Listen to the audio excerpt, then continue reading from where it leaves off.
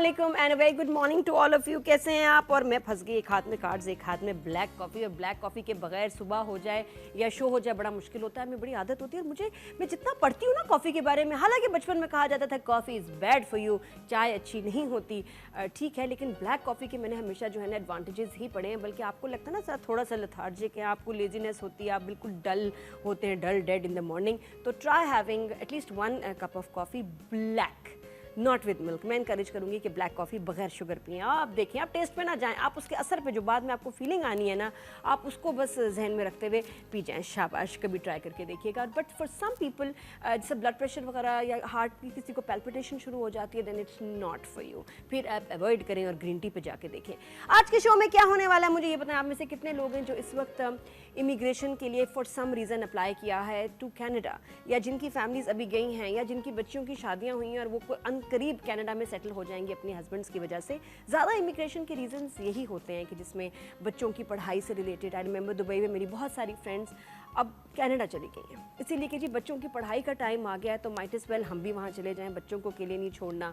तो ये एक बड़ा रीज़न होता है। इसके अलावा शादियाँ कि जो लड़कियाँ ऑलरेडी सेटल्ड हैं, उनकी लड़के, तो उनकी शादियाँ जब यहाँ की लड़कियों से होती है, जैसे मेरी भी अभी नीस के साथ हुआ, तो इंशाल्लाह she will be going there very soon joining her husband. तो ये चीज़ हो जाती है। अब ज़्यादातर शोज़ पे बात होती है अबाउट द इमिग्रेशन प्रोसेस, मेरे पॉइंट्स कितने होंगे, क्या मैं इमिग्रेशन करवा सकता हूँ, मेरे वहाँ कितने चांसेस हैं, यहाँ रिलायबल कंपनी कौन है, क्योंकि बहुत सारे उल्लू एंड को भी कंपनीज़ खुली हुई हैं जो कि उल्लू बनाने में माहिर होते हैं, और आपका जो केस है सालों साल वहाँ फंसे रहता है, और आपको कोई वही बात है कि शुरू में पैसे दे दिए, उसके बाद वो लोग जो हैं आपकी पकड़ में नहीं आते। ऐसा भी हुआ है। बट अब काफ़ी हमारे भी लोग समझदार हो गए हैं। मुझे लगता है कि शो पे हमें बात करनी चाहिए अबाउट द सेटलिंग प्रोसेस, क्योंकि सही बात है कि दूर के ढोल सुहाने, जब तक कि इमिग्रेशन वगैरह हो रही होती है, हम मर रहे होते हैं कि यार कब होगा जी, कब होना है। ओके, जब आ गए, जब वहाँ पहुँच जाते हैं, तो उसके बाद फिर क्या मसाइल आते हैं, वो एक अलग कहानी है।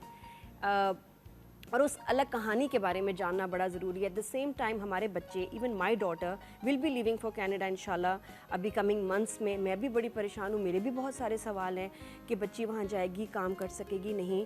और फिर आप लोगों को होगा कि अगर हमारे बच्चे वहाँ पढ़ने जा रहे हैं, can they apply for immigration, मतलब ऐसे कुछ सवाल हैं। इसके अलावा जो वहाँ लोग जाते हैं, फिर उनको क्या एकदम जॉब मिल जाती है, क्या मसले आते हैं, उनको बिजनेस सेटअप करने में क्या मसले आते हैं। तो उसके एक्सपर्ट हमारे शो पे आए, मैं आपको थोड़ी देर में उनसे भी मिलवाती हूँ। तो आज Canadian immigration and settling, main settling पे हम बात करेंगे, not the immigration process, but main जो वहाँ जाके आपने सेटल होना है, तो क्या मुश्किलात पाकिस्तानीज़ को पेश आती हैं, ये बात करेंगे। साथ में थोड़ा सा आज बेकिंग भी है शो पे, और वी हैव सादिया खान जो कि बहुत अच्छी बेकर हैं, और आपको केक बेकिंग के बारे में बताएंगे, क्योंकि कुछ मेरे जैसे लोग होते हैं, कुछ भी कर लें, कभी भी बेकिंग सही नहीं होती, केक नहीं अच्छा होता। लास्ट टाइम लेमन टार्ट्स बनाने की कोशिश की थी, वो भी ख़राब बनी। तो थोड़ा सा ये हमें बेकिंग के बारे में, आपकी बेकिंग को इम्प्रूव कैसे कर सकते हैं, वो बताएंगी। Then we have Syed Wajahat on our show and Nasir sahab, जो कि बात करेंगे on a very relevant topic. हम बहुत अच्छे से बात कर रहे हैं अबाउट ऑनलाइन स्कूलिंग, एजुकेशन, कैसे पढ़ाई होगी, कैसे पढ़ेंगे। छोड़ दें इस मसले को, अभी इस वक्त सबसे बड़ा मसला है कि बच्चे चीटिंग कर रहे हैं। स्कूल, कॉलेज, यूनिवर्सिटी के लेवल पे ऑनलाइन जो एग्ज़ाम्स हो रहे हैं, उसमें इतनी कड़ाके की चीटिंग हो रही है कि आपकी सोच है, इतने तेज़ होते हैं बच्चे कि वो ऐसे ऐसे तरीके ढूंढ लेते हैं फॉर चीटिंग कि आप हैरान हो जाएंगे। वैसे अगर इतना ही दिमाग वो पढ़ाई में लगा लें तो आसानी से पास हो सकते हैं, उसका आधा दिमाग लगा लें कि चीटिंग कैसे करनी है, वो आराम से पास हो सकते हैं। लेकिन नहीं, ज़्यादा इस तरफ दिमाग जाता है कुछ बच्चों का कि चीटिंग करें कैसे बेवकूफ़ बनाएं। तो is this the failure of the kids, parents, या फिर सबसे बड़ा टीचर्स का क्या है, क्या उनका ये फेलियर है? मुझे तो बहुत हद तक, मैं पर्सनल ओपिनियन बताऊं तो मुझे टीचर्स पे लगता है कि उनका ये काम है टू मेक श्योर कि ट्रांसपेरेंसी हो, चीटिंग ना हो, क्योंकि ऐसे बहुत इंस्टीट्यूशंस है दुनिया के हु आर मेकिंग श्योर कि बच्चा चीटिंग ना कर सके। तो वो लोग क्या करते हैं वो भी हम आपको बताएंगे, और हमारे यहाँ वही पॉलिसीज़ जो है इंट्रोड्यूस होनी चाहिए कि टीचर्स और इंस्टीट्यूशंस ख्याल करें कि चीटिंग नहीं होनी चाहिए एग्जाम्स में। तो हाँ, अगर वो कहें जी हो ही नहीं सकता तो दैट इज़ नॉट ट्रू, हो सकता है। कैसे, मज़ेदार टॉपिक है ना, तो बस आउटस्टाइल विद नादिया पे कनेक्ट हो जाएं और धड़ाधड़ मुझे सवाल भेजें, सवाल आपके और बस ये पेशकश हमारी। तो अभी शुरू करते हैं कैनेडियन इमिग्रेशन के बाद जो सेटलिंग प्रोसेस है उस पर बात करते हैं। And our guest is today is Syed Mansoor Naqvi sahab, जो कि बड़े स्टैब्लिश्ड बिजनेसमैन हैं, मल्टीपल इनके बिजनेसेस हैं इन कैनेडा, और ये उस वजह से भी फैसिलिटेट करते हैं लोगों को जो वहाँ सेटल कर रहे हैं। अस्सलाम वालेकुम सर, कैसे हैं आप? वालेकुम सलाम Nadia, thank you so much for inviting us, thank you so much. बड़ा अनयूजुअल आपने कलर पहना हुआ है सूट का, पहले तो मैं उस पर आपको कॉम्प्लीमेंट करूँ, ये किसकी चॉइस थी? ये मेरी वाइफ की चॉइस है, रेड कलर मुझे पसंद है, आज मुझे बना दिया उन्होंने। क्या बात है। तो क्या नाम है आपकी वाइफ का? सैयदा उरूस फातिमा। उरूस, वेरी नाइस चॉइस माशाल्लाह, थैंक यू। मतलब हमारे शो पे कलर आ गया, मैं तो आज डल कलर में थी तो सर की वजह से थोड़ा कलर आ गया शो पे। अच्छा सर, ये बताएं, अब सेटलिंग की बात करते हैं। जो लोग वहाँ सेटल होते हैं, जो शुरू के मसाइल कनाडा में लोग एक्सपेक्ट करें कि उनके साथ हो सकते हैं, वो क्या हैं और होते हैं? मैं आपको थोड़ा सा ब्रीफ करूं कि देखिए नादिया के तो मेरे पास बहुत सवाल है, इसको आप लेके चलें। मैं आपको थोड़ा सा ब्रीफ करता हूं ताकि लोगों को ये कॉन्फिडेंस हो कि जब यहाँ से लोग माइग्रेट करते हैं कनाडा के अंदर, तो वहाँ पे जो मुश्किलात आती हैं और वहाँ पर जो लोग जो सेटल्ड हैं वो कैसे उनकी हेल्प कर सकते हैं। तो मुझे भी अच्छी तरह याद है कि 1996 में जब हमने जो है यहाँ से माइग्रेशन की और कनाडा गया, तो वहाँ पर ज़ाहिर बात है हमारा भी ताल्लुक़ जो है वो इकोनॉमिकल घराने ताल्लुक़ है, जहाँ पर जो है वो आपको हैंड टू माउथ, आपको father teacher, no funds, no money and you enter to the Canada. Of course the education is there. तो वहाँ जाकर हमने अपने आप को फुल्ली डेडिकेट किया कि अपने आप को कैसे इस्टेब्लिश करना है और बिज़नेस कैसे अपना इस्टेब्लिश करना है। तो हमारा जो है तकरीबन मोर देन 2 डेकेड से हम कनाडा वहाँ मौजूद हैं। हमारे पास जितने भी इमिग्रेंट्स आते हैं तो हमें ये सबसे पहले पेन होता है कि यहाँ पर ये सेटल कैसे होंगे। ज़ाहिर बात है दूर के डोल सुहाने, जैसे आपने अभी कहा कि कितने लोग बिल्कुल बगैर रिसर्च और तैयारी किया जाता है, बिल्कुल वहाँ चले जाते हैं और उनके ख्याल में ये होता है कि वहाँ पर डॉलर जो है वो दरख्त में लगे हुए हैं, शायद बारिशें हो रही हैं और क्या नाम है, आप जो है वहाँ पर सब चीज़ें आसानी से आपको कैच हो रही हैं। मैं आपको ये बताऊं कि जितना ज़बरदस्त हमारे जो पाकिस्तान में लोग हैं, इतना ज़बरदस्त टैलेंट है यहाँ पर कि जिसको अगर मैं कंपेयर करूँ कनाडा के टैलेंट से तो मेरा कोई कंपेरेबल ही नहीं है। मैं यही वजह है कि मुझे जब मेरा ये ड्रीम था मेरा कि जब मैं कनाडा जाऊँ और जहाँ के अपने पाकिस्तानियों को अपने साथ लिंक रखूँ। हमने माशाल्लाह से यहाँ पर पाकिस्तान में ऐसा नहीं हम सिर्फ बातें कर रहे हैं और वहाँ से फ्लाई करके आपको आकर और यहाँ पे सिर्फ इमिग्रेशन के बारे में सेटल का प्रोसेस बता रहे हैं। हमने ये प्रूफ किया पाकिस्तान के अंदर। हमारे यहाँ पे इस वक्त जो है क्लिफ्टन डायमंड के अंदर जो 300 ऑफिसेस हैं हमारे पास, और तो उसके अंदर हमने वहाँ पर वर्किंग की और यहाँ पर ये पूरा एक प्रोटोकॉल जनरेट किया कि हम लोगों को कैसे जो है वो अपनी तो क्या मसाइल क्या हैं? अब हम मसाइल की तरफ आते हैं, exactly what problems do they face? सबसे पहला मसाइल उनके पास जॉब के मसाइल हैं कि वो कैसे उनको जॉब्स मिलनी है।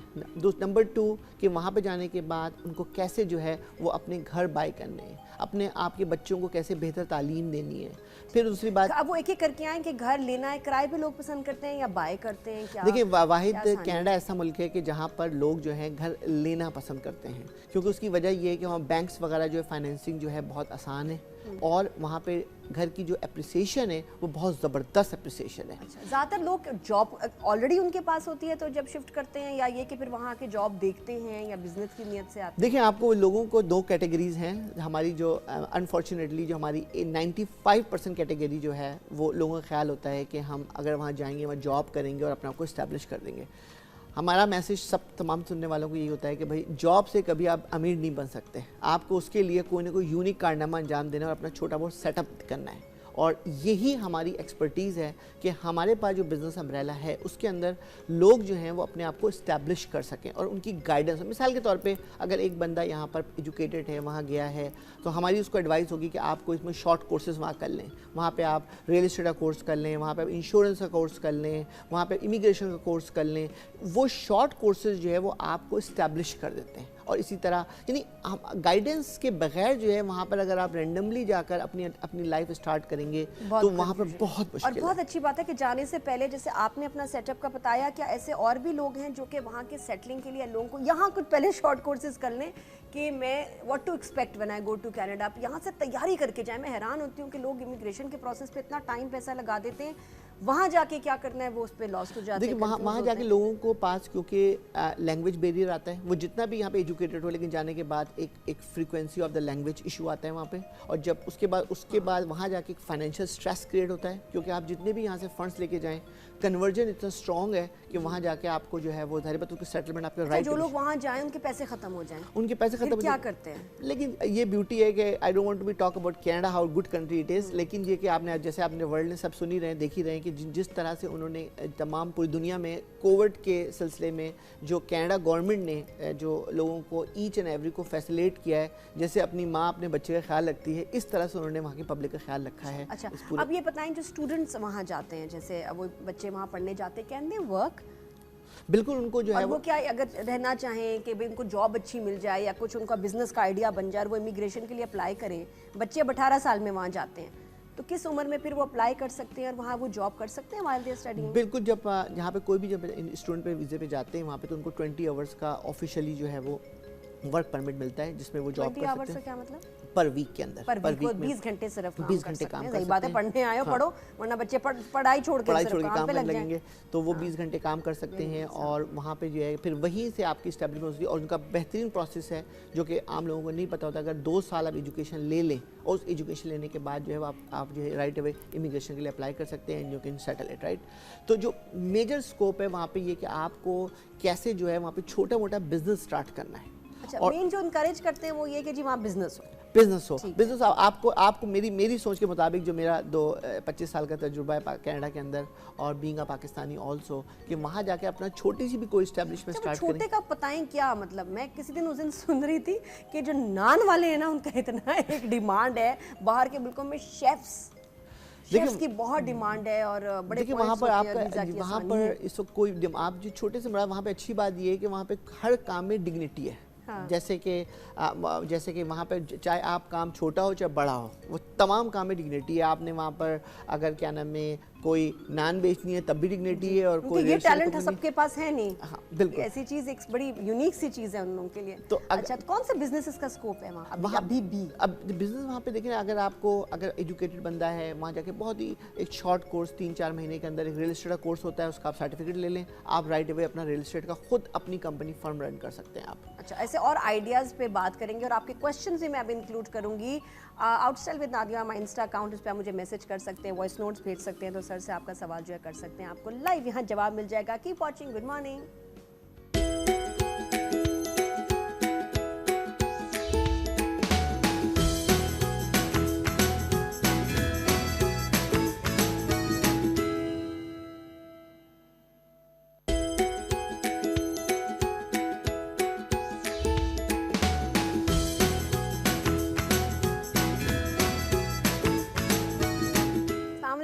जी, welcome back after the break. और ब्रेक से पहले सिलसिला ये चल रहा था कि कनाडा में जो लोग इमिग्रेंट्स वहाँ चले जाते हैं, तो एक तो ये एक जो भी है एक दौड़ होती है, उसके बाद जब सक्सेसफुल हो जाएं, वहाँ पहुँच जाएं, तो एक उससे बड़ा जो चैलेंज होता है वो होता है कि वहाँ के सेटल होने के साथ साथ जो आपके मसाइल हैं, बच्चों का स्कूल, गाड़ी, घर, किराया, बिजनेस, जॉब, इंश्योरेंस, ये सारी चीज़ों का फिर जो सिलसिला शुरू होता है, इसके लिए कोई अंडर वन अम्ब्रेला कोई जगह है जो आपको गाइड कर सकें, या आपको हर अलग अलग जगह जाके इन्फॉर्मेशन लेनी होती है? हमारी company MB group of the company है। क्या नाम है? MB group of the company. M like Mansoor, Mansoor brother enterprises. We own last 25 year से हम कनाडा में रन कर रहे हैं। इस अम्ब्रेला के अंदर जो है वो हमारी तमाम फैसिलिटी मौजूद है, और ख़ास तौर पे हमारे पाकिस्तानियों के लिए मेरी दिल से ख्वाहिश होती है कि हम जो कुछ कर सकते हैं वो डेफिनेटली उनके लिए करना चाहिए हमें। तो इस अम्ब्रेला के अंदर हमारे पास तमाम किस्म की गाइडेंस, चाहे वो रियल एस्टेट हो, इंश्योरेंस हो, वाइट लेबल ATM मशीन हो। अभी रिसेंटली हमारी IT डिपार्टमेंट ने जो है वो बड़ी हार्ड वर्क करके ये बड़ी इंटरनेशनली हमने जो है एक बहुत बड़ा जो है मार्का तय किया है कि हमने एक राइट ऐप M राइट के नाम से उसको लॉन्च की है, जो कि कनाडा के अंदर इस वक्त हमारी बिल्कुल फुल फ्लैश रन कर रही है, जिसके अंदर फूड, डिलीवरी पैकेज और तमाम पैकेजेस इन्वॉल्व हैं, जो कि डेफिनेटली उसे जॉब अपॉर्चुनिटी जो है, चाहे वो कनाडा हो चाहे वो पाकिस्तान हो, उसके अंदर बेतहाशा सेक्टर ओपन होंगे। तो हमारा माशाल्लाह। अच्छा, एक सवाल आया था कि जो बच्चियां यहाँ बैठी हुई हैं, अपनी शादी होगी लास्ट ईयर या 1 साल पहले, उनके इमिग्रेशन का प्रोसेस बड़ा स्लो हो गया, हस्बैंड्स को ज्वाइन करना, उनको कोई स्पेशल वीज़ा उसके लिए चाहिए होता है, वो कौन सा वीज़ा होता है? शादी के बाद, निकाह के बाद जो फिर आपको देखिए उसके लिए आपको सिंपल जो प्रोसीजर बड़े टफ है इमिग्रेशन में सिलसिले में कि उनको जो है वो स्पॉन्सर्ड ही करना है। वरना सही। अगर कोशिश होती है लोगों के विजिट वीज़े पे वहाँ पे बुला लें, उसके बाद वहाँ जाके स्पॉन्सर्ड कर लें, लेकिन यहाँ पे सख्तियाँ इस वक्त ज़्यादा हैं आजकल। वीजा तो मिल नहीं रहा था। इसका कितना प्रोसेस का टाइम लंबा हो गया कि जो बच्चियां जा सकती हैं अपने हस्बैंड्स को पहले का प्रोसेस जो था वो तकरीबन 6 to 8 मंथ था कि काम हो जाता। अभी जो है उन्होंने 18 मंथ्स में इन्होंने इसको कर दिया है, क्योंकि अभी जो सेकंड वेव आई हुई है इसकी वजह से जो पॉलिसीज़ नर्म हुई थी दोबारा उन्होंने सख्त कर दी हैं। तो अभी जो 18 मंथ्स का प्रोसेस है, it is not less than 18 months के अंदर जो है स्पाउस इमिग्रेशन का प्रोसेस स्टार्ट हो रहा है। सही सही सही। तो अच्छा, ये अब थोड़ा सा बात करते हैं कौन से शहर जो हैं, बहुत बड़ा है कनाडा, उसमें कौन से शहर पाकिस्तानीज़ के लिए अच्छे हैं सेटल होने के लिए? कुछ जगह बहुत क्राउडेड भी हो गई हैं, तो वहाँ जो जगह ज़्यादा बस जाए लोग, वहाँ फिर बिजनेस की, काम की, जॉब्स की अपॉर्चुनिटीज़ कम होती हैं, आसानियाँ होती हैं वैसे, लेकिन इज़न्ट इट बेटर कि ऐसी जगह जाएं जहाँ फिर कंपटीशन और ये जो है ना ये सारी क्राउडिंग कम हो? तो आप कौन सी सिटीज़ को, और वन बाय वन वैसे सारी सिटीज़ का ही बात करेंगे जो कि कॉमन है, टोरंटो, वैंकूवर, यहाँ जो लोग सेटल होना चाहते हैं, ज़्यादा होते भी हैं। मैं जिससे पूछती हूँ फ्रेंड से, कहाँ अच्छा यहाँ हो, तो आप ज़रा थोड़ा सा बताएं। देखिए, जितनी बड़ी सिटी होती है उसके बड़े मसाइल हैं, और हमारी विश लिस्ट होती है कि हम टोरंटो में जाके सेट हो जाएं, वैंकूवर बड़ी सिटी वहाँ सेट हो जाएं। इसीलिए कि बड़ा शहर है, डेवलप्ड है, वेदर भी शायद बेहतर है, सबवेज मौजूद हैं, गाड़ी की ज़रूरत नहीं पड़ती है, कम्यूट आसान है, और क्या नाम है वहाँ पे कॉलेज यूनिवर्सिटीज़ आपके हैंड बिल्कुल जो है वो वॉक इन डिस्टेंस पर हैं, तो लोगों को आसानी होती है कि वहाँ पे सेटल हो जाएं। लेकिन मेरी एडवाइस बिल्कुल से रिवर्स्ड है। उसकी वजह ये है कि जब हमारा नया इमिग्रेंट यहाँ से जाता है तो जितनी भी बड़ी सिटीज़ के एक्सपेंस हैं वो बहुत हाई एक्सपेंस है। रेंटल हाई है आपका, कार इंश्योरेंस हाई है आपके पास जो है वहाँ पे फूड कॉस्ट जो है वहाँ पे हाई आती है। अगर जितनी छोटी सिटी में आप जाएंगे आपकी ये कॉस्ट तमाम की तमाम जो है वो आपकी जो है वो मिनिमाइज़ हो जाती है, आपकी मिनिमाइज़ हो जाती है। तो ये जो प्लस पॉइंट है आपका, ये बहुत बड़ी चीज़ है आपके लिए कि ये तमाम चीज़ें कॉस्टिंग आपकी मिनिमाइज़ हो जाती है। सही। तो आप रिकमेंड करते हैं कि नॉर्थ में जाएं, और जिसमें टिमिन्स है। अच्छा, वहाँ मुश्किलात क्या होंगे? नॉर्थ में सेटल हो जाएंगे, लेकिन मुश्किलात पे भी बात करेंगे, वो फिर क्या? देखिए, मुश्किलात ये है कि हमारी बॉडी जो बिल्ड हुई है वो वेदर के इश्यूज हमारे पास है। कनाडा का नाम आती है लोगों को लगता है कि बर्फानी जो है एक तूफान है जिसके अंदर हम डूब गए, लेकिन मैं आपको बताऊं कि कितनी सर्दी होती है, -20 -20 -30 टेम्परेचर होता है, राइट? लेकिन ब्यूटी, घर से बाहर निकलेगा कैसे उसमें? लेकिन ब्यूटी ये है कि वहाँ पे जो पूरा सेटअप किया हुआ है, चाहे आपकी गाड़ी हो चाहे आपका घर हो, सब हीटेड है। तो वो बज़ाहिर, अभी मैं नारायण गया हुआ था यहाँ पे, अभी कल मैं लाहौर से नारायण पे होकर आया हूँ, तो वहाँ पे टेम्परेचर आपका -2 था, तो -2 में खड़ा नहीं हो जा रहा था, वहाँ पे -20 में आराम से सर्वाइव कर रहे होते हैं। उसकी वजह की फैसिलिटी इतनी स्ट्रॉन्ग है कि जिसके अंदर आपको टेम्परेचर जो है वो आपको ये लग रहा है आपको temperature is a very tough task, लेकिन क्योंकि हर जगह पे टेम्परेचर इतना मेंटेन है जिसमें आप आराम से चीज़ें कंप्लीट कर सकते हैं। बस जो एक्सपोजर है घर से गाड़ी तक, बिल्कुल। और ये कितने महीने साल में जो है इतनी सर्दी रहती है? देखिए, नॉर्थ के अंदर आपका 6 to 8 मंथ का प्रोसेस है कि 6 से 8 महीने आपकी सर्दी रहती है, 6 महीने रहती है। लेकिन टोरंटो के अंदर ये ब्लेसिंग हो गई हम लोगों के लिए कि वहाँ पर जो है समझिए अब सर्दी जो है वो बराए नाम ही है। मैं ऑनेस्टली बताऊँ आपको कि दिसंबर और जनवरी और middle of the February is gone, winter is gone, right? So 2.5 month Toronto में फारिग हो जाते हैं। और बाद में फिर कितनी गर्मी होती है? समर्स कितनी हॉट होती है? समर इस आपका जो है वो 18-20 डिग्री पे आ जाते हैं, विच इज़ ब्यूटीफुल, राइट? तो अच्छा, आप फिर और ज़रा सिटीज़ और कौन सी रहेगी वहाँ जो कि अब लोग वहाँ सेटल हो रहे हैं? देखिए, वहाँ पे बहुत अच्छी अपॉर्चुनिटीज़ मौजूद हैं। जो स्मॉल सिटीज़ हैं, सस्केटून है आपके पास, जो है जो रीजन वाइज जाके इमिग्रेशन अप्लाई करते हैं, तो वहाँ पर भी सेटलिंग के प्रोसेस बहुत अच्छे हैं, जा सकते हैं लोग। तो मेरी एडवाइस यही है कि आपका सस्केटून हो गया, आपका जो है टिमिन्स हो गया, आपका जो है सॉल्ट मेरी हो गया, यहाँ पे लोगों के नाम भी नहीं सुने लोगों ने, लेकिन अगर ये इन सिटीज़ के अंदर जाएँ, और मॉन्ट्रियल है आपके पास, तो यहाँ पर अपॉर्चुनिटीज़ ज़्यादा हैं, और यहाँ पर जो है सेटलिंग प्रोसेस बहुत फास्ट है अगर आपके पास गाइडेंस और एडवाइस पूरी हो। अभी हमने रिसेंटली जो है वो अपनी कंपनी के अम्ब्रेला के अंदर हमने वहाँ पे जो है अपना जो है वाइट लेबल स्विच ATM का, जैसे पाकिस्तान में जो आपकी यहाँ पे वाइट लेबल नहीं है, यहाँ पर सिंपली जो है वो गवर्नमेंट की ATM लगती है, वहाँ पे ये कोई भी प्राइवेट सेक्टर ATM लगा सकता है। तो हमने वहाँ पे अपना ATM स्विच लॉन्च किया, जिसके अंदर हमने जो है बड़ी वहाँ पे जॉब क्रिएशंस की। तो लोग जो इंगेज होते हैं, जो क्रिएटिव होते हैं, वहाँ पे जो है ना the sky is a limit है। तो आई जस्ट होप कि आप पाकिस्तानीज़ को प्रेफरेंस दें व्हेन यू आर हायरिंग। बिल्कुल, मैं इसकी सबसे एग्जांपल बड़ी मौजूद है कि हमारा ऑफिस क्लिफ्टन डायमंड में है, यहाँ पे हमारे 300+ एम्प्लॉइज़ हैं यहाँ पर, और जो हमारे बिल्कुल हार्ड वर्किंग कर रहे होते हैं। अच्छा, अब ये बताएं कि ये जो स्टूडेंट्स, मैसेजेस आए थे कि जो स्टूडेंट्स वहाँ पढ़ने जाते हैं 4 साल के लिए जाते हैं, क्योंकि बाकी जगह 3 साल और कनाडा में 4 साल लगते हैं, तो वहाँ वो जाके अगर किसी वजह से अपना बिजनेस सेटअप करना चाहें, उनको आइडिया आ जाए, अच्छा लगे, कुछ जॉब मिल जाए, वो इमिग्रेशन के लिए कैसे अप्लाई कर सकते हैं? और उनके 2 साल मतलब प्रोसेस क्या है, 2 साल बाद या उसी देखिए वक्त? बहुत ही देखिए सिंपल प्रोसेस है इनका कि आपने अपनी स्टडी जैसी कंप्लीट की, वाइल यू आर स्टडिंग के दौरान में आपके पास 20 आवर्स हैं, you can work it out, right?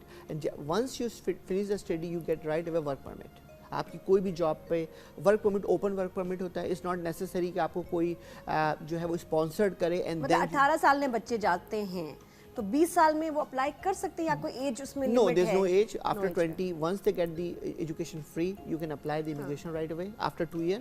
और 2 ईयर का आपको 2 ईयर आपको वर्क परमिट वहाँ पे काम करना पड़ता है। ठीक है। अच्छा, फिर ऐसे बच्चे जब इमिग्रेशन के लिए अप्लाई करते हैं तो वो अगर अपने बहन भाई या पेरेंट्स को जब बुलाना चाहें तो क्या प्रोसेस है?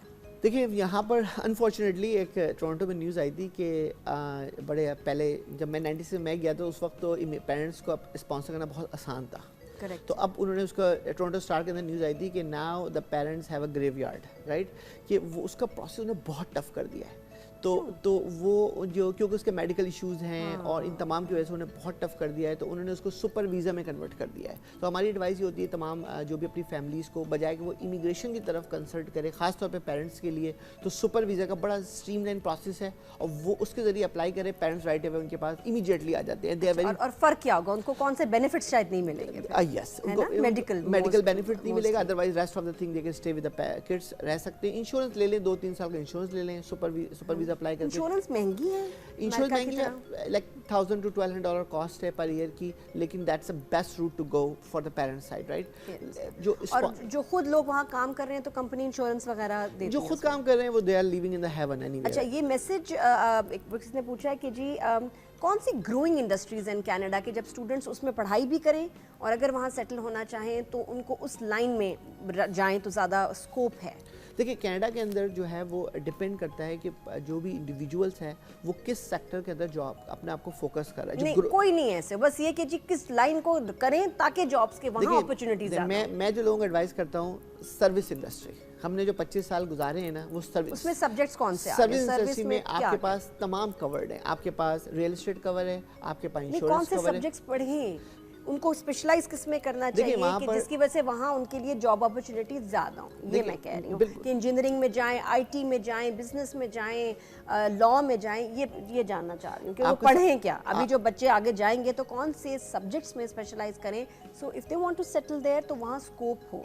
बिल्कुल सही अगले बात है। 10 साल देखिए वहाँ पर जो है वो हमारा जो माइंड सेट है फॉर पाकिस्तान के लिहाज से कि हमें लगता है कि हम अगर इंजीनियर की डिग्री लेंगे तो इंजीनियर बन जाएंगे, डॉक्टर लेंगे डॉक्टर बन जाएंगे, MBBS करेंगे ऐसा नहीं है। ऐसा नहीं है बिल्कुल। वहाँ पर लॉजिक ये है कि इवन आपके पास मास्टर डिग्री मौजूद है, आपके पास बैचलर मौजूद है, आपके पास you have to do some kind of short course, right? वो जो डिग्री लेना आपके लिए इंपॉर्टेंट है, लेकिन इसके लिए कोई ज़रूरी नहीं है कि आपके पास कोई IT की डिग्री होगी तभी आप IT स्पेशलिस्ट बनेंगे। आप अगर आपने उस शॉर्ट कोर्स को अचीव कर लिया है, उस डिग्री के साथ, मास्टर के साथ, बैचलर के साथ। बच्चे वहाँ शॉर्ट कोर्स तो नहीं करने जाएंगे ना सर, बच्चे तो वहाँ पढ़ने जा रहे हैं। 4 साल की फीस देनी है पेरेंट्स ने, उनको डिग्री चाहिए। What I want to know is कि वो कौन सी डिग्रीज करें।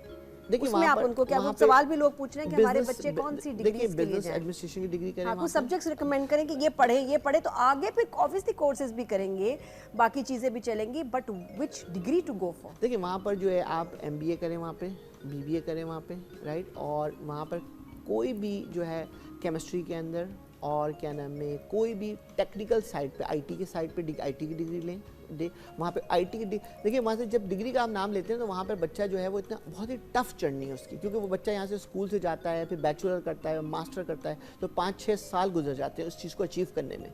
तो सारी लाइफ का एक बहुत ही टफ पीरियड जो है वो उसका सिर्फ डिग्री लेने में लग जाता है। तो अगर वो किसी तरह से बैचलर पे आके स्टॉप करे और उसके बाद वो अपने आप को एक सर्वे के मुताबिक कनाडा के अंदर मतलब बैचलर्स करके उसके बाद फिर वो कोर्सेज कर, उसके बाद कोर्सेज कर ले और पैरेलल तौर पे मास्टर करता रहे अपना। मतलब A लेवल्स के बाद जब बच्चे वहाँ जाएं तो कितना साल फिर पढ़ें और उसके बाद कोर्सेज? देखिए मेरा ओपिनियन, अभी तो हम उनको 4 साल के लिए भेजते हैं, फिर 4 साल भेजते हैं, लेकिन अगर वहाँ पे सिर्फ 2 साल वो पढ़ लें तो उनको वहाँ पर जो एक स्किल बिल्ड हो जाती है, वहाँ पे एक उनको इन्वायरमेंट का पता लग जाता है, and they get a short कोट and they come to the routine life. अच्छा, इसमें ये भी एक्चुअली फ़ायदा हो जाता है कि 2 साल, अभी 4 साल के पैसे निकालना 2, 2.5, 3 करोड़ की बात है। इमेजिन अगर आप बच्चे को सिर्फ 2 साल के पैसे दें, अगर होता ना कि भी मेरे पास 4 साल के पैसे नहीं है, 2 साल में भेज सकती हूँ, तो कितनी अच्छी बात है कि 2 साल के पैसे दिए, उसके बाद आपको लगता है कि बच्चे जॉब करके फिर अपना खुद से मास्टर्स कर सकते हैं।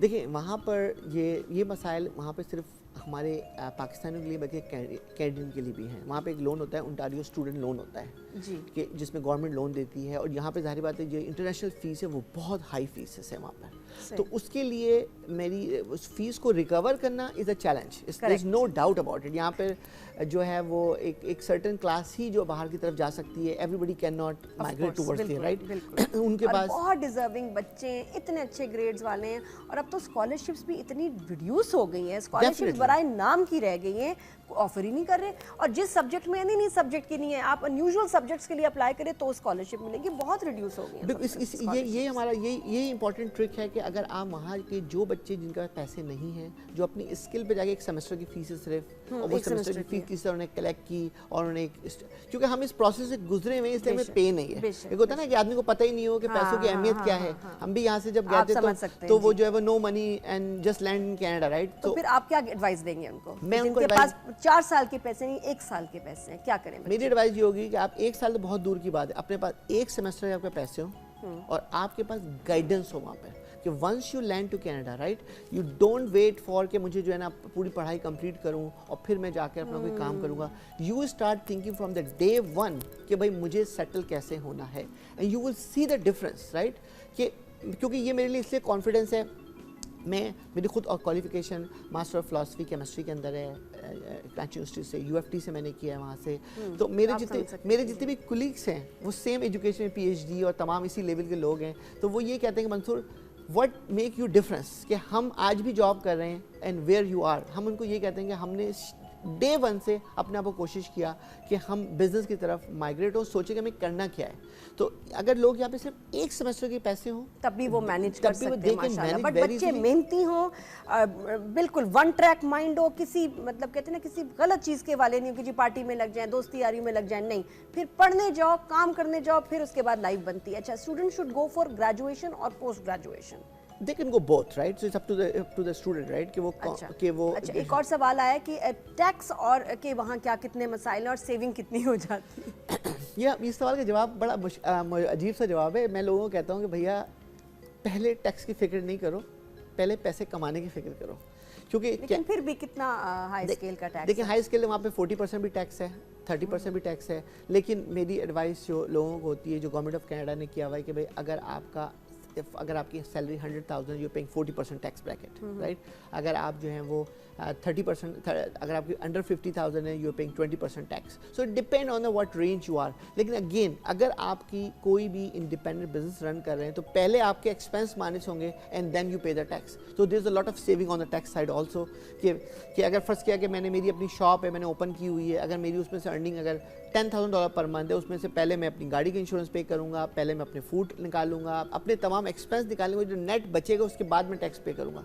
लेकिन अगर आप एक जॉब कर रहे हैं तो first you pay tax and then you expense. अच्छा, आप जो लोग वहाँ सेटल हो रहे हैं उनको 2 एडवाइस उनको क्या देंगे कि ये नहीं करना, क्या 2 चीज़ें उनको नहीं करनी चाहिए? देखिए बड़ी अजीब सी एडवाइस है नादिया, आपके शो में आने से हम लोगों को कर सकते हैं कि पहली चीज़ ये है कि do not sit around the depression people, क्योंकि वहाँ पर क्योंकि ये बड़ा अलमिया है हमारे नॉर्थ अमेरिका के कि वहाँ पर लोग जो हैं वो उनका जो ग्रुप होता है वो अपने आप को डिफरेंट जो है वो शॉर्टकट्स में कनाडा में चले आते हैं, कैसे वेलफेयर लेनी है, कैसे EI लेनी है, कैसे चाइल्ड टैक्स बेनिफिट लेना है।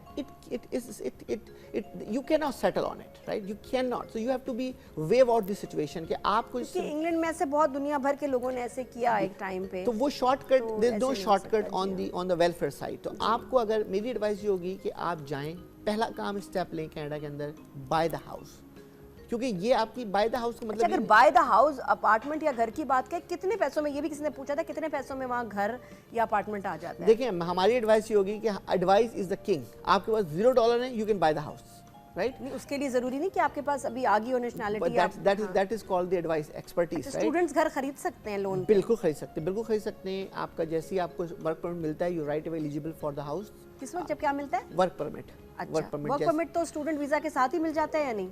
नहीं, वर्क परमिट स्टूडेंट, पहले स्टूडेंट वीज़ा मिलता है, उसके बाद वर्क परमिट मिलता है। तो पहले आप 2 साल आप पढ़ेंगे, उसके बाद वर्क परमिट मिलेगा आपको। अच्छा, उसके बाद बच्चों को वहाँ लोन भी मिल जाता है फॉर द हाउस मिल जाता है। उसमें आपकी एडवाइस है कि आपको कैसे जो है अपने आप को जो है वो सेटल करना है, कहाँ से स्टार्ट। उसकी सबसे बड़ी वजह जो हाउस की, वो हमारा ये कंसर्न नहीं है कि आपका अपना घर हो, आप अपने घर में रहेंगे। उसकी वजह जो घर की एप्रिसिएशन कनाडा के अंदर है, वो एक तरह से आपके लिए इंडिपेंडेंट सोर्स ऑफ इनकम हो जाती है फॉर नेक्स्ट अगर 2 साल के बाद घर बेच रहे हैं तो एडिशनल इनकम यू हैव, जो इक्विटी बिल्ड होती है घर के अंदर, you can make money from there.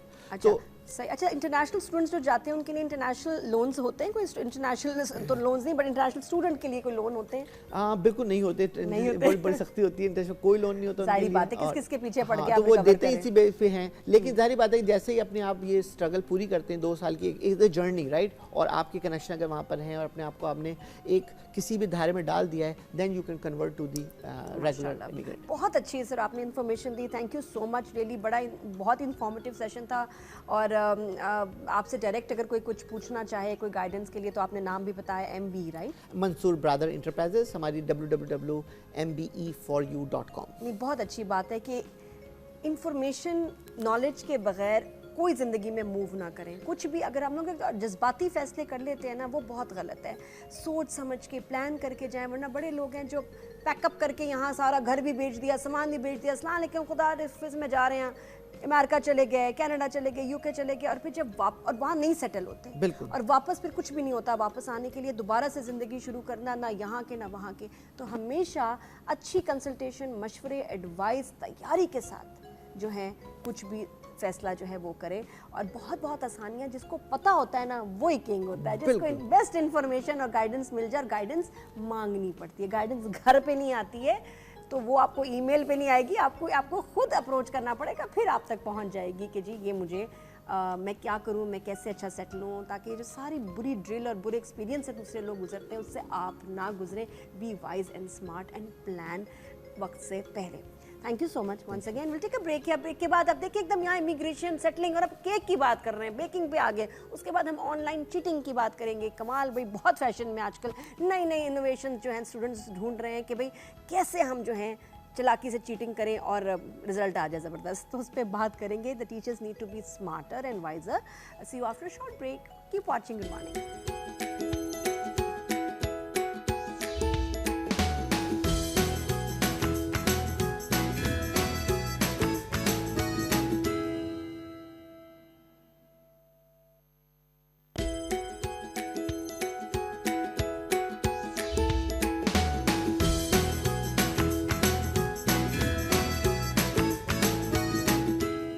Welcome back after the break. और आप में से कितनी ख़वातीन वो हैं जिनसे कभी कोई बेकिंग सही होती नहीं है, केक जो है सख्त बन जाता है, या कभी कभी केक राइज नहीं करता, या ये कि जब आप अपने बड़े शौक से, आपको लगता है आपने अच्छा केक बनाया लेकिन बाकियों को पसंद नहीं आ रहा।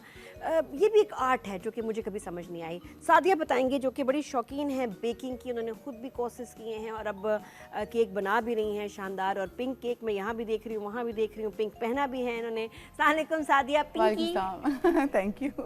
कैसी है? इतनी गर्ली केक्स बन रहे हैं, क्या वजह है? इसी की गर्ल्स के लिए ये है ना, गर्ल्स के बिल्कुल। शो में भी खवातीन हमारी ज़्यादा देखती हैं, पिंक से अट्रैक्ट भी होती है, हालांकि मुझे ग्रीन कलर ज़्यादा अच्छा लगता है। तो सादिया तुम ये मुझे बताओ कि ये कोर्सेज कब किए और कितना अर्सा हो गया, कौन से कोर्सेज थे? एक्चुअली मैं जब अपनी जॉब छोड़ी थी PIE की, तो फिर आपको पता है वर्किंग वुमेन्स जो हैं वो फारिग नहीं बैठ सकती। तो फिर अगर आप में कोई स्किल है, आपको लगता है कि कुछ ना कुछ आप कर सकते हैं, तो ऐसे फारिग बैठना नहीं चाहिए। बिल्कुल। तो फिर मुझे फारिग खड़े रह सकते हैं, बैठना नहीं चाहिए।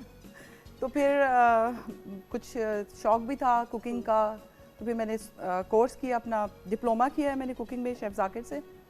तो फिर उसके बाद क्योंकि बेकिंग मेरा ज़्यादा पैशन था, क्योंकि उसमें क्रिएटिविटी बहुत है, आर्ट है, क्रिएटिविटी है, कलर्स हैं, तो मैंने समझे इसको ज़्यादा चुन लिया फील्ड को। अदरवाइज मैं एज अ कम्प्लीट शेफ़ हूँ, बट बेकिंग बहुत ज़्यादा शौक रखती हूँ, रात को भी बैठ के काम करती हूँ। फिर फ्लावर्स मेकिंग के भी कोर्सेज अलग से किए, वो भी एक पूरी फील्ड है, पूरा एक आर्ट की फील्ड है वो। तो उसमें तो आप लगे रहो तो घंटों आपको पता ही नहीं चलता। बेकिंग शुरू की, एक बड़ा हट के सवाल है कि कौन सी चीज़ों में तुम्हें इन्वेस्ट करना पड़ा? कोई मशीन्स, कोई इसके सारी चीज़ें जो मतलब कुछ तो होता है ना कि घर में किचन में चीजें ऐड की तुमने बिकॉज ऑफ दिस? स्टार्ट में जो ये बेकिंग है खास तौर पे, ये सिर्फ इन्वेस्टमेंट है और थोड़ा दिल बड़ा रखने वाली बात है। अच्छा, क्या क्या खरीदा? मतलब हर चीज़ खरीदी, मशीन खरीदी। कौन सी? इवन ये बीटर है तो ये बहुत मतलब कोई बहुत महंगा वाला नहीं है कि इंसान सोचे कि महंगा है, महंगे से ही हम काम शुरू करेंगे, नहीं ऐसा नहीं है।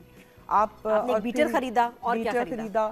फिर मेरी कुछ शिफ्टिंग हो रही थी तो मेरा ओवन मूव हो गया, तो उस दौरान मेरी क्लासेस चल रही थी, तो मैं बड़ी परेशान थी। मैंने सोचा कि मैं अपनी बेकिंग रोकूं नहीं, मैं अपनी प्रैक्टिस जारी रखूं। मैंने इवन पतीली में बेक करके मैं मास्टर हो गई। अच्छा। ओवन के अलावा मैं पतीली मास्टर भी हो गई। और फिर मैंने सोचा कि हमारे शो में कितनी देर लगेगी अगर शो में तुम पतीली में केक बनाओ? अगर हम प्री हीट करते हैं तो उसको 10 से 15 मिनट प्री हीट के लिए चाहिए और 20 मिनट्स इसका वनीला स्पंज है, ये बहुत डेलिकेट, बहुत डेलिकेट है। शो पे मुझे बनवाना है जो केक है कि मैं पतीली वाला cake I want to learn, क्योंकि अवन का भी ना टेम्परेचर वगैरह, अवन की टाइप्स मुश्किल होता है। बेकिंग के लिए बेस्ट अवन कौन सा होता है, सादा वाला या कोई खास? गैस वाला, क्योंकि इलेक्ट्रिक अगर हम लेते हैं वो उसका रिजल्ट तो बहुत अच्छा और बहुत जल्द है, बट जब लाइट अगर इनकेस चली जाती है तो जो ये वाले केक हैं वनीला स्पंज या कोई भी सा भी है वो आपका गया क्या मतलब अगर एक बार रुक जाए, अगर लाइट ही चली गई आपको वो आधे घंटे बाद आ जाए लाइट, 1 घंटे बाद केक दोबारा नहीं वहीं से शुरू होगा। नहीं, फायदा नहीं है, वो आपका वही प्रोसीजर स्टॉप हो गया। तो फिर मैंने यूं पतीली में भी स्टार्ट किया कि सम टाइम अवन खराब हो जाता है, सम टाइम कोई ऐसा ऑर्डर मिल जाता है जो डबल है, तो एक मैंने इधर कर लिया, एक मैंने उधर कर लिया, तो यूं दोनों हाथों से जैसे करते गए। अगर बिजली का मसला ना तो आप प्रेफर करती हैं कि इलेक्ट्रिक अवन के लिए बेहतर है? जी, बहुत बेस्ट है, क्योंकि उसको दोनों तरफ से हीट मिलती है, ऊपर से भी, नीचे से भी, साइड से भी।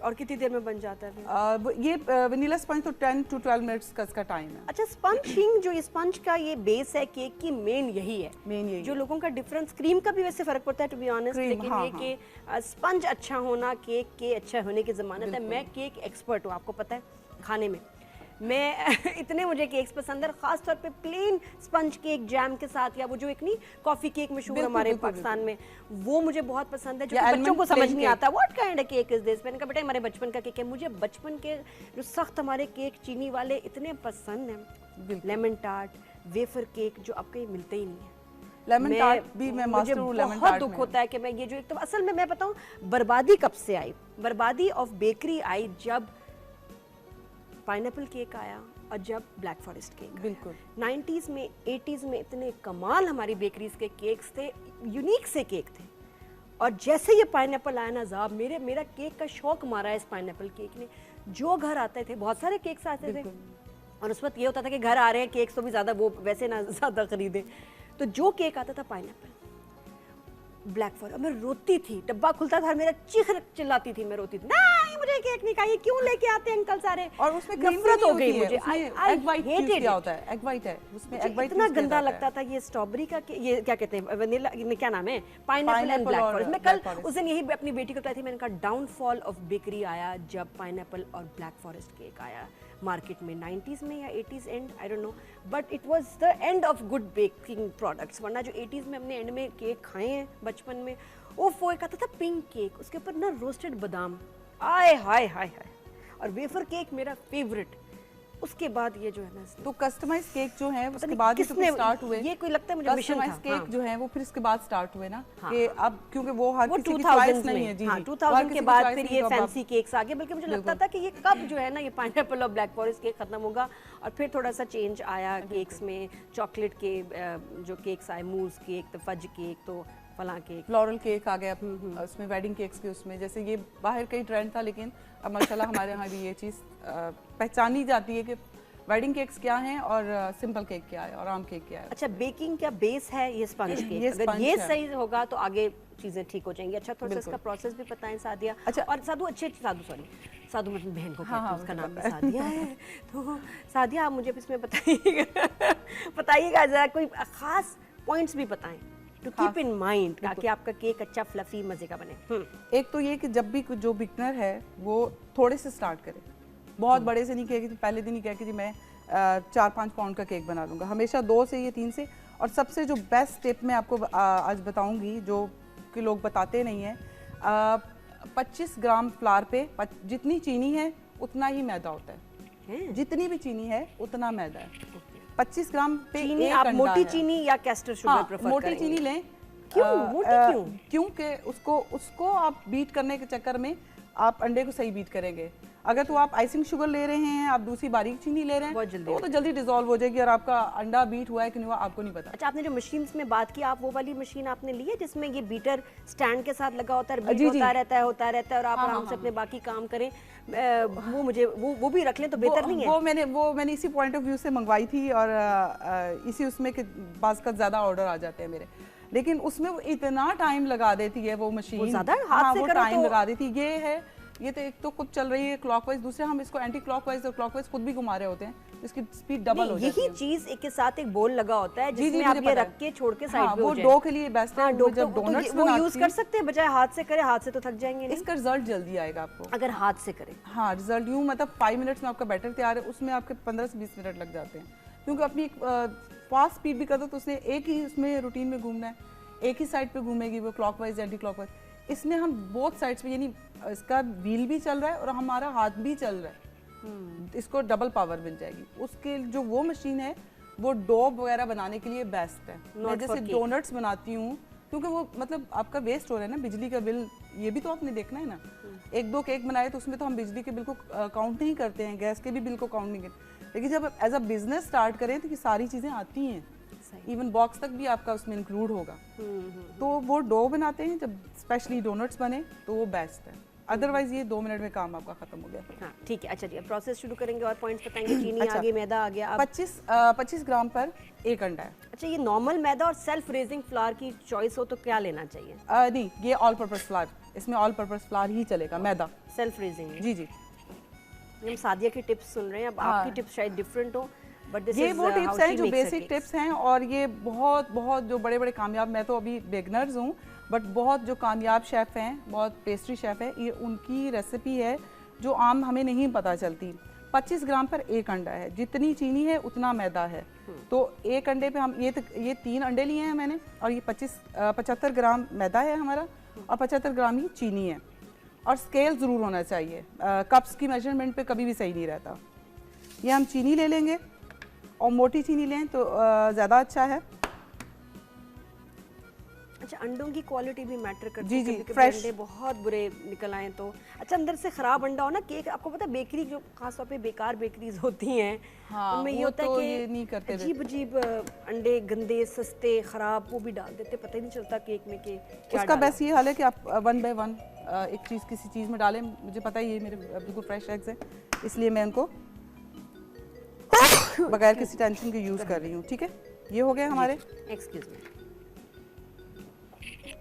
ये जो आप लोग मैसेज करते हैं ना, मैम आगे कुछ भी नहीं, नादिया आगे कुछ भी नहीं, सिस्टर आगे कुछ भी नहीं, इसका क्या मतलब है? ये इरिटेट करते हैं ना, मैं खोल के जब पढ़ती हूँ अंदर हाय मैम, क्या मतलब?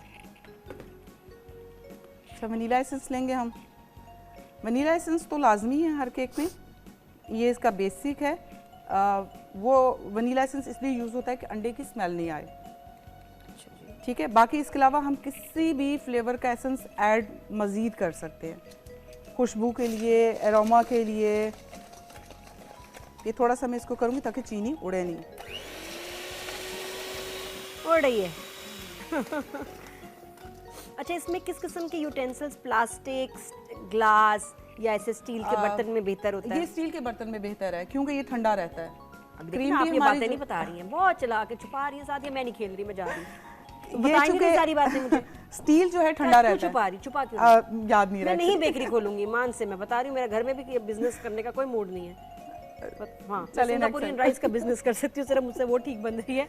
तुम बताओ सारी बातें। स्पैचुला प्लास्टिक का हमेशा स्पैचुला लाजमी होना चाहिए, क्योंकि ये इतनी अच्छी तरह सफाई करता है कि इतनी उंगली भी नहीं सफाई करती। ये बात, ये मुझे बहुत मेरा और फेवरेट स्टील का बर्तन होगा, क्रीम व्हिप करने के लिए भी स्टील का बर्तन यूज करेंगे, क्योंकि ये ठंडा रहता है। क्रीम जो है बहुत देर तक, क्योंकि गर्मी में इशू आता है। ये मौसम बहुत अच्छा होता है केक बनाने के लिए, बट जब गर्मी आती है तो समझे कि आपको एसी में काम करना पड़ेगा। वो सही आपको अगर अपने अच्छा किचन में कभी ना ये कुकिंग वाली चीज़ों में ऐसे बड़े अच्छे स्पून्स आते हैं, तो कुकिंग मतलब कुक वगैरह कोई होंगे ना, वो उसमें भी इस्तेमाल कर देते हैं, पिघल भी जाता है फिर ये। बिल्कुल पिघल, बहुत गलत लगता है, ऐसे इसको नहीं करेंगे, सिर्फ ठंडी चीज़ों में इस्तेमाल करें। बाकी ये बेसिकली है ही बेकिंग और इन चीज़ों के लिए है। अच्छा, ताकि सफाई अच्छे से हो जाए। वो फिर रायता निकालना हो आपने, कोई भी ऐसी लिक्विड वाली चीज़, तो बहुत सफाई से निकल जाता है। Very nice. आज मैं कितनी घरेलू बातें कर रही हूँ। लगता है अभी मेरी शादी हुई है वैसे। अब ये देखें इसकी ये स्पीड डबल जा रही है, अपना उसका व्हील भी घूम रहा है और मैं इसको भी हिला रही हूँ। तो ये दरअसल तैयार हो जाए, वीकेंड पे केक बन रहा है, इसके आगे क्या करना है वो मुझे नहीं पता वो देख लेंगे यूट्यूब पे, लेकिन वनीला स्पॉन्ज तो मैं बना रही हूँ। Are you ready? खाना भी पड़ेगा और आपको तारीफ भी करनी पड़ेगी, फंस गए हम। वनीला चॉकलेट सेम है मेथड, बस इसमें ये है कि उसकी 20 ग्राम फ्लावर की क्वांटिटी कम करके उसमें कोको पाउडर आप ऐड करेंगे। लेकिन इसकी सबसे ज़्यादा डेलिकेट काम इसके फ्लावर की मिक्सिंग है। जो आम बैटर होता है जैसे ब्राउनी का है या जैसे जिस बैटर में भी बेकिंग पाउडर यूज़ होता है वो अलग है मिक्सिंग, और इसकी अलग है। ये बहुत बहुत डेलिकेट है। ठीक है यार, इतना डेलिकेट हो गया, क्या करूँ? मतलब बहुत आंखों पे उठा लूँ, होगा, हाथ ना लगाऊं, बहुत डेलिकेट। अब मुझे डर लग रहा है, तो मैं डरा दिया ना मुझे केक से, कितना डेलिकेट है कि मैं करीब नहीं आ रही। हाथ लगाओ मगर प्यार से।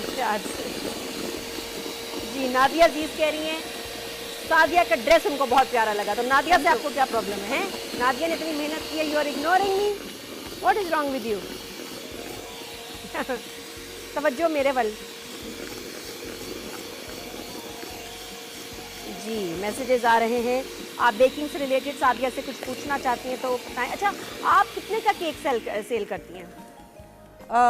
मैं चूँकि खुद ही काम करती हूँ, मैंने ऐसे कोई भी एम्प्लॉय नहीं रखा हुआ है, हर काम मेरा अपना होता है। और हर चीज़ मेरे, क्योंकि मेरे उस्ताद की एक नसीहत थी कि 2 नंबर ही नहीं करना।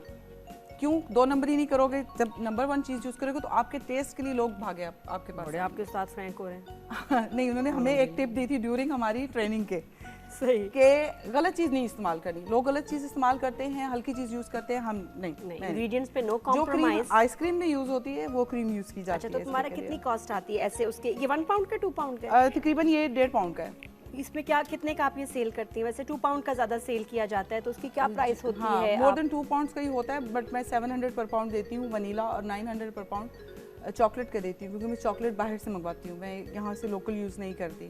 तो बाहर से मंगवाना बड़ा मुश्किल है, तुम कैसे मंगवा रही हो? वो मेरे हस्बैंड हेल्प कर देते हैं। So sweet. तो उसमें ये कि 1400 से 1800 के बीच में आपका इस तरह कर देती हूँ। लेकिन ये कि मैं ओवरऑल एक थोड़ा सा डिस्काउंट भी कर देती हूँ, क्योंकि समटाइम केक हैवी बन जाता है, तो वो मैं सोचती हूँ वो मेरी गलती है, मैंने हैवी बना दिया, तो उसमें कस्टमर का कोई कसूर नहीं है, तो उसको ज़्यादा चार्ज नहीं करूँ। फिर मैं थोड़ा सा ओवरऑल में जाके खुद ही डिस्काउंट कर। महीने में कितने केक्स बना लेती हो सादिया? मेरा ये स्पेशली ये जो पेंडेमिक में तो मेरा माशाल्लाह बहुत टॉप पे जा रहा था, क्योंकि सबको पता था कि घर से चीज़ आ रही है, बहुत साफ़ सुथरी आ रही है और बिल्कुल फ्रेश है, ये नहीं कि पहले से पड़े हैं दुकान की तरह। तो माशाल्लाह मेरा सम टाइम एक दिन में 2 भी चले जाते हैं, सम टाइम वीक में 4 भी, सम टाइम वीक में 1 भी हो जाता है। आजकल मैं चूँकि फ्लोरल बना रही हूँ, तो उसके फूल बनाने में ही 1 हफ़्ता लग जाता है, एक फूल बनाने में। आप अगर वो देखें कि वो हैंडमेड फ्लावर्स हैं, रियल फ्लावर्स नहीं है। खाने वाले हैं? जी खाने वाले हैं। हाँ, ये बड़ी एक्सपर्टीज है सादिया की, मुझे याद आया। अच्छा प्लीज़ आप ये करें, वरना केक नहीं बनना।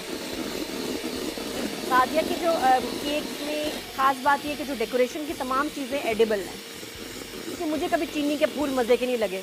मैं हमेशा छोटी होती थी तो फूल निकाल लेती थी, ये मैं खाऊंगी, और इतने बुरे लगते थे ना, चीनी का जहर। कुछ लोग खा भी लेते हैं।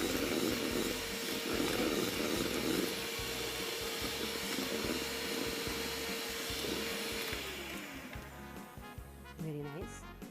ये अब क्रीमी सा, ये देखें आपको थिक सा हो गया, ये पता ही चल रहा है गिरने के उससे।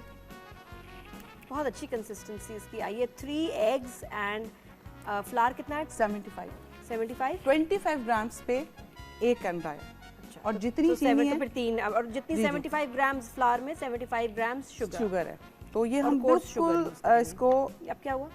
पूरा नहीं गया? नहीं, अभी हम फ्लावर मिक्स करेंगे, मैं बता रही हूँ ना, फ्लावर ही शो का टाइम खत्म हो जाएगा। हम फोकस करेंगे इसके ऊपर जल्दी जल्दी। बिल्कुल इसका स्लो करना है, रेसिपी नहीं हो, ग्रेजुअली आप इसमें करेंगे ऐड। और मैं आपके मैसेजेस भी सादिया से जो है डिस्कस कर रही हूँ। एकदम से सारा फ्लावर नहीं ऐड करेंगे, और इसको जैसे आम केक को झटकते हैं, इसको झटकना बिल्कुल भी नहीं है। झटकना क्या मतलब? जैसे यूँ झटक के फिर ओवन में रखते हैं ताकि बबल्स नहीं बने और अनइवन ना हो जाए। ये केक बनेगा ही इवन। अच्छा, एक मैं वो देखती थी बचपन में, कभी केक बेक कर रहे हैं केक इतने मजे से उठता था और उसके बाद टज वापस। हाँ। वो क्या मतलब? वो या तो ओवर बीटिंग हो जाती है, हम बीट बहुत ज़्यादा कर लेते हैं। ज़्यादा नहीं करना? नहीं, ज़्यादा नहीं करना। आपकी देखें जब जैसे ही शुगर आपकी डिज़ोल्व हो गई है, आप समझे आपका बैटर रेडी है। और ये एक ही आप क्लॉकवाइज कर रहे हैं तो आपने इसको क्लॉकवाइज ही करना है। अच्छा, बैटर को एंटी क्लॉकवाइज नहीं, झटके यूं यूं यूं करके नहीं करना आपने। ये क्योंकि बता रही हूँ ना कि सबसे आप इसलिए कह रही हैं कि इसमें एयर नहीं आनी चाहिए, बबल नहीं बनने चाहिए। बबल्स तो बनेगा, ये बबल्स वाले स्पंज होता है, बट ये बैठ जाएगा। इसमें अगर आप 1 टेबल स्पून ऑयल डाल रहे हैं तो वेल एंड गुड, अगर नहीं डाल रहे, भूल भी गए, कुछ भी हो गया, इससे कोई फ़र्क नहीं पड़ता। ये ऑयल स्पंज का नहीं है केक, ठीक है। इसको देख रहे हैं ना, मैं इसको भी नहीं झटका दे रही। जी जी जी। अब मैंने इसको इस पे मैंने लगा लिया है।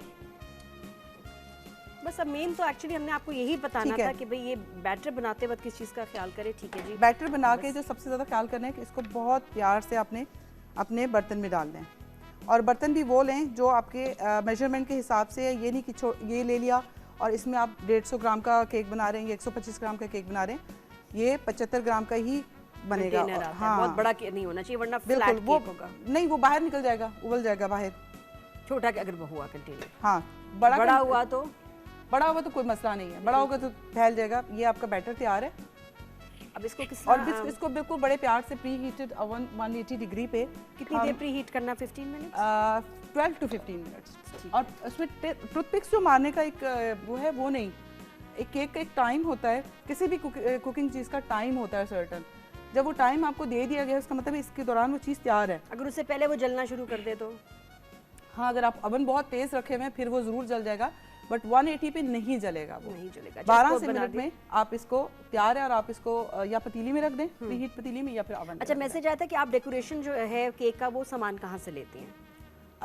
वो सामान मुख्तलिफ जगहों से मिल जाता है, क्योंकि जब आप इस फील्ड में आते हैं तो आपको आहिस्ता आहिस्ता वो जगह पता चलती जाती हैं। शुरू में तो बहुत चीट किया लोगों ने, मतलब जो चीज़ 7 रुपए की वो मुझे 70 रुपए मिली। बट मेरा कॉन्सेप्ट ये था कि मुझे काम स्टार्ट करना है, चाहे मुझे अभी महंगी मिल रही है चीज़, बट मुझे काम स्टार्ट करना है, मैं करूँगी। अब मैं इसको नुकसान को नहीं देख सकती। फिर आहिस्ता आहिस्ता चीज़ जो 7 रुपए वाली जगह है वो भी पता चल गई। फिर ये कि आपको पता चल जाती है, खुद ही जगह पता चल जाती है। हमारा कह रही है नादिया प्लीज़ मूवी को शो पे दोबारा लाएं। वो मेरे भाई को इतने, वो जब वो मूवी आया था वो बहुत खुश हुआ था। मूवी चले कभी फिर उसको लेके आएंगे। मूवी भी बड़ा खुश हुआ था एक्चुअली। वो भी मिस कर रहा है कि कब मैं शो पे दोबारा आऊँगा। मूवी छोटा मेरा पेट डॉग है, बड़ा क्यूट सा, वो शो पे आया था कुछ दिन पहले जी। तो अब ये तैयार ऐसे हो जाएगा। क्रीम में कोई ख़ास क्रीम आप यूज़ करती हैं? नॉर्मल जो डब्बे की क्रीम है, नाम ना लेना। नहीं, ख़ास क्रीम है जो आइसक्रीम में यूज़ होती है, वो क्रीम है। ये कहाँ से मिलती है? दूध दही की दुकान से? नहीं। वैसे तो किसी भी सुपर स्टोर से मिल जाएगी, बट थोड़ा प्राइस का फ़र्क आ जाता है, ज़्यादा महंगी होती है। ये फ्रिज में होती है? फ्रीज़र में? फ्रीज़र में होती है। और जो एक अच्छी टिप बताऊंगी न्यू बेकर्स को कि समटाइम, जैसे मैं स्टार्ट में करती थी कि पूरा केजी का डब्बा खोला और आधा बना लिया। अब वो जो वो 1 केजी की क्रीम है उसमें तकरीबन 2 केक बन जाते हैं, तो उसको थोड़ा निकालें और बाकी को फ्रिज में रखिए। फ्रीज़र में रखें। उसको थोड़ा सा रूम टेम्परेचर पे लाएं। थोड़ा सा आप लगे कि थोड़ा सा ये नरम होगी, फिर उसकी बीटिंग स्टार्ट करें तो बिल्कुल स्मूथ बनती है। उसमें दाने नहीं बनने चाहिए।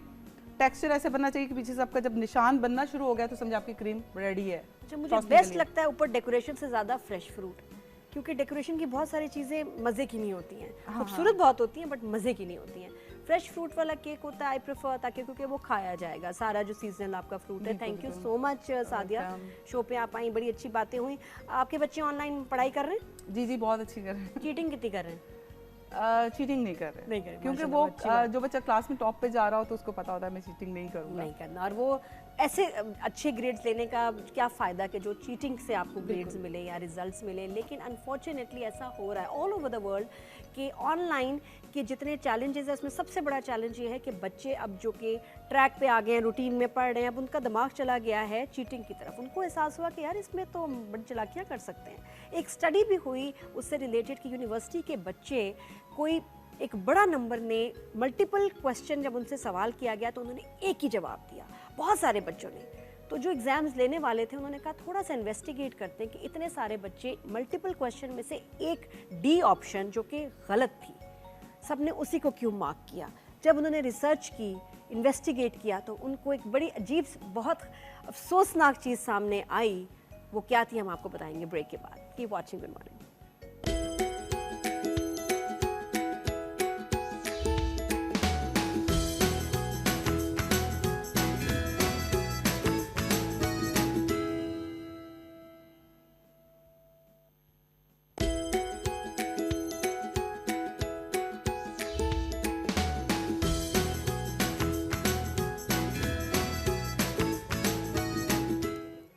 Welcome back after the break. और अब हम उस टॉपिक पे बात करेंगे जिसके लिए आप भी बड़े आई एम श्योर कंसर्न्ड हैं, बच्चों के ऑनलाइन एग्ज़ाम्स को लेके।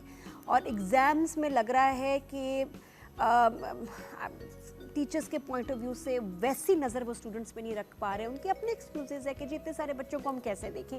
मैं आपको मज़े की बात बताऊं, एक स्कूल्स में एडमिशन के जो टेस्ट होते हैं उसमें अभी एक टेस्ट कुछ बच्चों का हुआ, एक बड़े जाने माने स्कूल का। तो अबू धाबी में भी कोई बच्चा, कोई जो यहाँ सेटल बाद में आ रहे होते हैं पेरेंट्स के साथ, सऊदीया में, पाकिस्तान में, सब बच्चों का टेस्ट हुआ।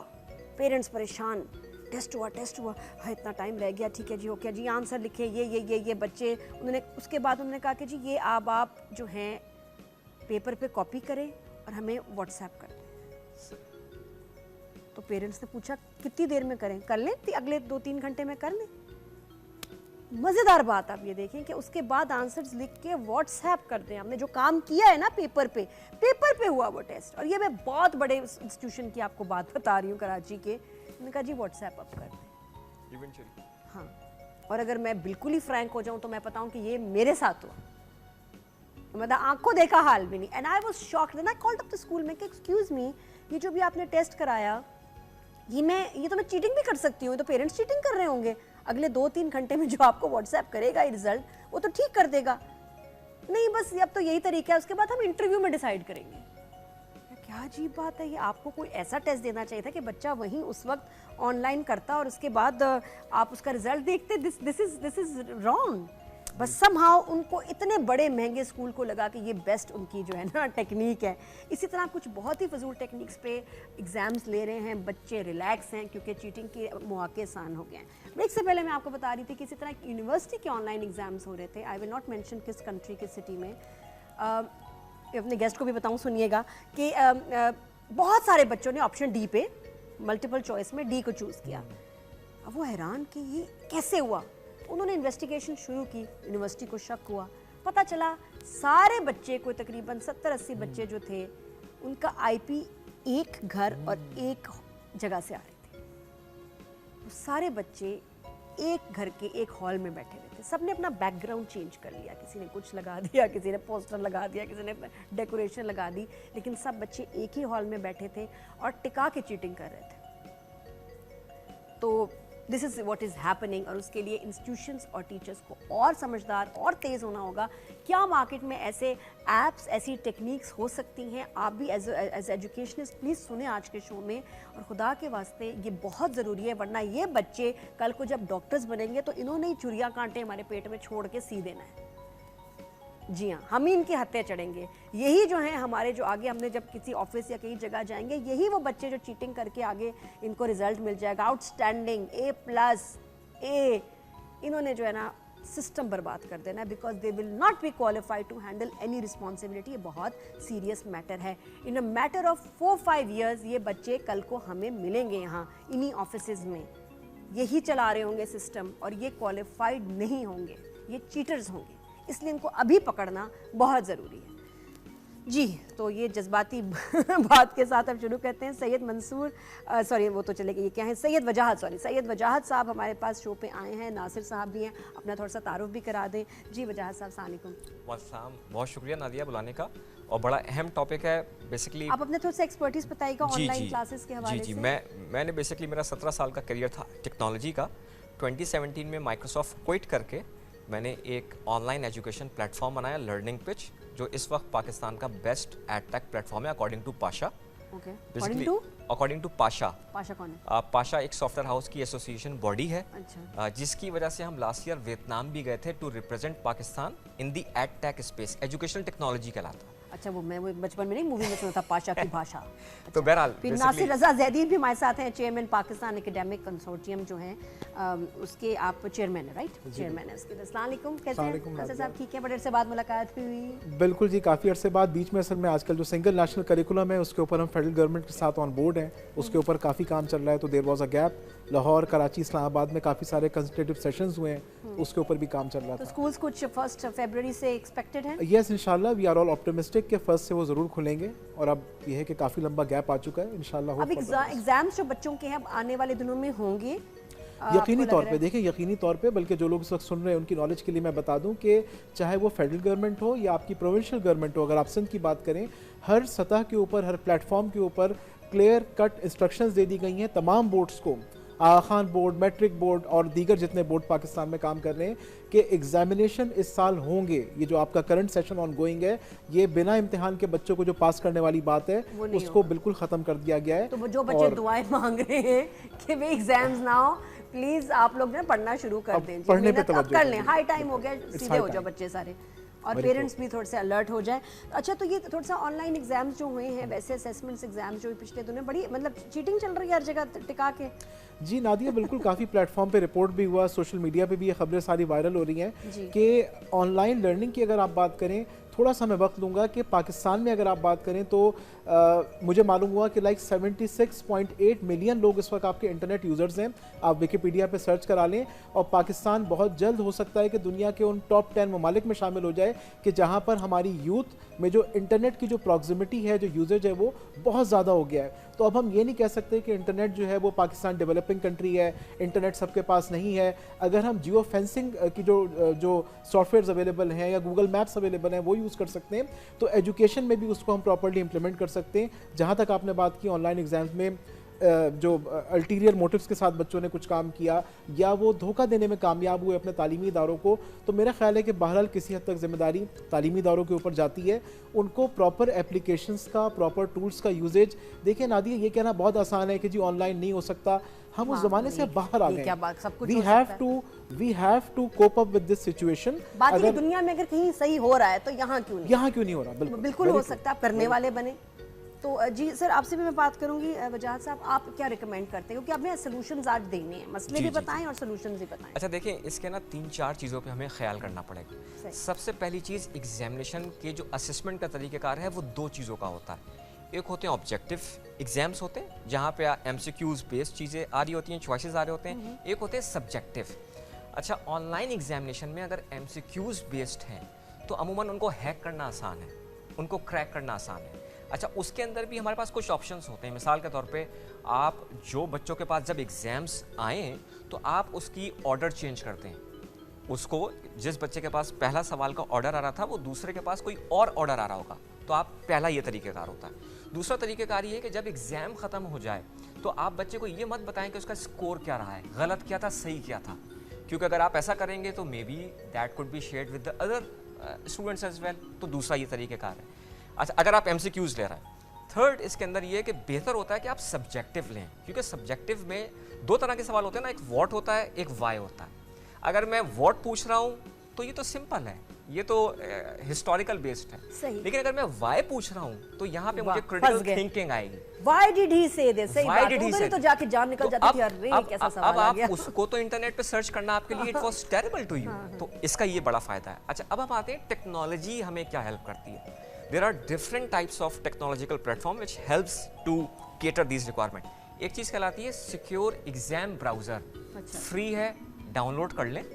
इसके ऊपर आप अपना एग्जाम कंडक्ट करेंगे, विच मीन्स कि आप जैसे ही आपका ये एग्जाम लॉन्च होगा, आपके सारी कंप्यूटर के ब्राउजर्स को, सब चीज़ों को ये ब्लॉक कर देगा। अब आपके पास किसी चीज़ का एक्सेस नहीं होगा। तो बच्चे का कंप्यूटर उसमें कितना होना चाहिए advance? Any computer? Any computer. तो वो कैसे ब्लॉक करता है ये ऐप? वो क्या देख रहा है? जैसे ही ऐप लॉन्च होता है, ये क्या करता है, ये आपकी तमाम बैकग्राउंड सर्विसेज को कंट्रोल कर लेता है। जैसे आप कभी कभी मोबाइल जब यूज़ करते हैं, ऐप डाउनलोड करते हैं, उसमें फीचर आता है ना कि हम आपकी ये चीज़ को भी कंट्रोल करेंगे, ये भी कंट्रोल करेंगे, इसका भी एक्सेस लेंगे। तो ये ब्राउज़र क्या करता है, ये ब्राउज़र कंप्यूटर की सारी चीज़ों को बंद करके सिर्फ एक स्क्रीन डिस्प्ले कर देता है। हत्ता के Ctrl+C Ctrl+V जो कंप्यूटर्स के शॉर्टकट हैं उनको भी ब्लॉक कर देता है। तो दिस इज वन वे। लेकिन अच्छा, तो जो बच्चा एग्जाम दे रहा है उसको डाउनलोड करना पड़ेगा, मुझे कैसे पता चलेगा उसने डाउनलोड किया है नहीं? क्योंकि आप उसी के थ्रू उसको एग्जाम देंगे। अच्छा, दूसरा क्या है, लेकिन इसमें ये हो सकता है मैं मोबाइल निकालूं, मैं मोबाइल से देख लूं, मैं कंप्यूटर से तो नहीं देख रहा, मैं दोस्त से पूछ लूं। दूसरा, इस तरह के सॉफ्टवेयर्स को, जो इस तरह की चीजों को कंट्रोल करते हैं, हम इनको कहते हैं प्रॉक्टरिंग सॉफ्टवेयर्स। अच्छा, जितने ऐसे ऐप्स बन रहे हैं ना जो चीटिंग को रोकते हैं, उससे ज्यादा ऐप्स इस वक्त बन रहे हैं कि चीटिंग करनी कैसे। अच्छा, लेकिन बिल्कुल। अच्छा, इसमें क्या होता है, इसमें एक चीज आती है artificial intelligence, computer vision. Camera open होता है। अच्छा, अभी हमारे पाकिस्तान में तो मैनुअल है, जैसे ही यूनिवर्सिटीज एग्जाम दे रही हैं वो कहती हैं अपना जरा रूम दिखा दो बेटा। हाँ। अब वो रूम खड़े होकर बच्चा पूरा दिखा देता है, ये मैनुअल तरीकेकार है। ऑटोमेटेड तरीकेकार ये कि वो जो कैमरा लगा हुआ है वो आपकी आई बॉल्स की मूवमेंट को सेंस कर रहा है। उसने जहां देखा कि इस फ्रेम से बाहर बच्चा यूं देख रहा है, यूं देख रहा है, तो वो अपने पास इसको रिकॉर्ड कर रहा है। तो अब ये सॉफ्टवेयर इस काबिल है, चूंकि अगर हजारों बच्चों का आप अंदाजा लगाएं ना, सिंध बोर्ड फर्स्ट ईयर का एग्जाम ले रही है, 1.5 लाख बच्चा, कंसर्न है कि इतने सारे बच्चों को मॉनिटर कैसे करेंगे? 1.5 लाख बच्चों को कहां से मॉनिटर करेंगे आप? हाँ। तो you need to have some kind of software for क्या दैट। बात है, बड़ी जबरदस्त डिस्कशन हो रही है। हम आपको और ऐसे आइडियाज देंगे क्योंकि अब जो है ना चीटिंग को इम्पॉसिबल बना देना है आपने। There are options available. थोड़ा सा जरा तवज्जो हमारी तरफ रखिएगा। ब्रेक के बाद वापस आते हैं, कंटिन्यू करते हैं। Keep watching, good morning.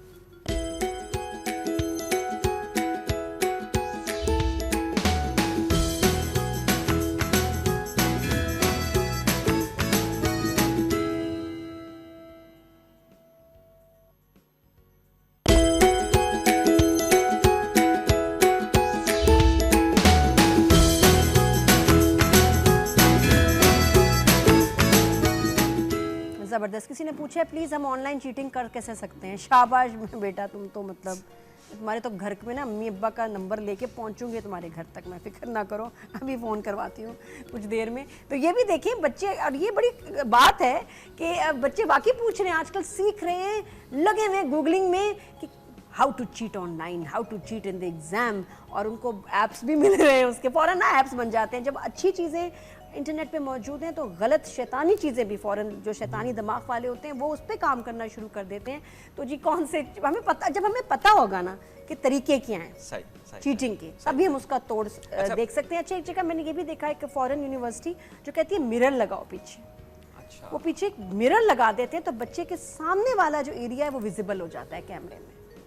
मजाल है कि फिर उसने पेन उठाया, पेंसिल उठाया, टीचर देख रहा है, लेकिन एट द सेम टाइम इतने सारे बच्चों पे नज़र रखना इज़ अ चैलेंज। जी अच्छा, देखिए मैं आपको बताऊं, इसका एक रोकने का एक बड़ा तरीक़ेकार ये है कि आप प्रॉपर इसकी अवेयरनेस दें इस चीज़ की। मैं आपको मिसाल देता हूं, हमने जब अपना प्लेटफॉर्म लॉन्च किया तो हमारी वीडियोस बहुत सारे लोग डाउनलोड करके शेयर करना स्टार्ट हो गए, which was a theft, privacy theft. हमने क्या किया, हमने हर वीडियो के शुरू में एक मैसेज डाला कि according to the cyber crimes laws आपको 5 लाख रुपए का ये होगा, 3 साल की जेल होगी, आपका एडमिशन कैंसिल हो जाएगा। तो बेसिकली जब हमने ये अवेयरनेस दी तो स्टूडेंट को पता हुआ कि अगर वो ये करेगा तो इसका इम्पैक्ट क्या आएगा। बहुत ज़रूरी है। अगर ऑनलाइन एग्जामिनेशन शुरू होने से पहले आप इस किस्म के डिस्क्लेमर्स, इस किस्म की क्लेम्स लगाएं कि अगर इफ़ यू फाउंड चीटेड तो इसके रिपरकशन क्या चीज़ें होंगी, तो उसकी वजह से भी पहले तो आप बताएं तो बच्चे को कि इसको करने से क्या होगा। बिल्कुल। तो इसके बहुत और सारे माँ बाप भी डरे उस पे, और exactly. उसके बाद ये कि फिर आपको मतलब माफ़ी नहीं मिलनी, फिर ये सज़ा मिलेगी। बिल्कुल मिलेगी। और हुआ भी है, किसी बच्चों को मिली भी है। देखें ये तो इस किस्म के तो सिनेरियोज पता नहीं है, लेकिन मैं सिर्फ ये आपको बता दूं कि बच्चे आजकल पाकिस्तान में डिमांड ये कर रहे हैं, वो ये कह रहे हैं कि जब हमने पढ़ा ऑनलाइन है तो भाई एग्जाम भी ऑनलाइन दो। बहुत सारी यूनिवर्सिटीज इस वक्त ये बात कर रही हैं कि उनको पता है कि ऑनलाइन एग्जामिनेशन की चीटिंग को रोका मुश्किल है। तो अब बच्चे ये डिमांड कर रहे हैं कि जब आपने पढ़ाया हमें ऑनलाइन है तो एग्जाम भी ऑनलाइन होगा। तो coming back to where we started, कि अगर आप बच्चे से जो पूछ रहे हैं, जो असेस कर रहे हैं, व्हाट को वाई से रिप्लेस करें ताकि बच्चे की क्रिटिकल थिंकिंग का, देखें आपको याद होगा एक चीज कहलाती थी ओपन बुक एग्जाम, एक टर्म मशहूर हुई थी ओपन बुक एग्जाम। वो क्या होती थी, वो ये होती थी कि भाई टीचर सवालात ऐसे देते थे कि आपके सामने बुक भी होगी लेकिन वो आपकी क्रिटिकल थिंकिंग को चैलेंज करते थे। तो वहां पे हम अगर बच्चे को सिर्फ और सिर्फ पढ़ा रहे हैं, सिखा नहीं रहे, तो फिर ऑटोमेटिकली तो हम उसकी मेमोरी को चेक कर रहे होंगे ना। और आप बात कर रही हैं, एक मशहूर वीडियो पड़ी हुई है गूगल के ऊपर, उसमें दिखाया कि एक बच्चे से, एक लड़के से उसने सवाल किया कि what is the population of Bulgaria. Sofia Bulgaria का कैपिटल है। उसने कहा कि 900,242 फला।